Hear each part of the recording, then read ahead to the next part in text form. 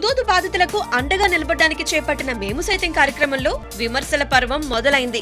కార్యక్రమం సాగిన విధానంపై బాహాటంగా కొందరు విమర్శలకు దిగినా చాలా మంది లోపాల్ని లోపలే దాచేసుకుంటున్నారు. సినీ పరిశ్రమ మొత్తం కలిసికట్టుగా చేయాల్సిన ఈ కార్యక్రమంలో కొంతమంది స్టార్స్ డుమ్మా కొట్టడం విమర్శలకు తావిస్తుంది.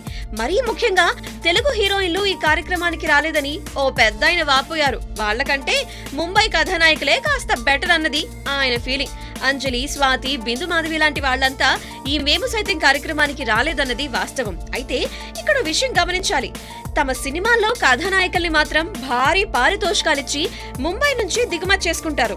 ఇలాంటి ఆల్ ఫ్రీ ప్రోగ్రామ్స్ కి మాత్రం తెలుగు కథానాయకులు రావాలా? ఇది మరీ విడ్డూరం కదూ.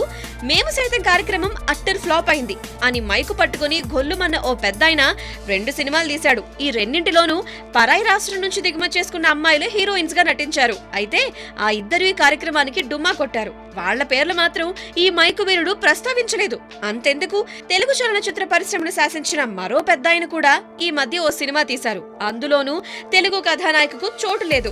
ఆ సుకుమారి కూడా మేము సైతం కార్యక్రమంలో పాల్గొనలేదు. వాళ్ళని మాత్రం పల్లెత్తు మాట అనరే. పాపం మన తెలుగు హీరోయిన్లు మాత్రం తేరగా దొరికారు. ఇదెక్కడ న్యాయం? మీరే చెప్పండి.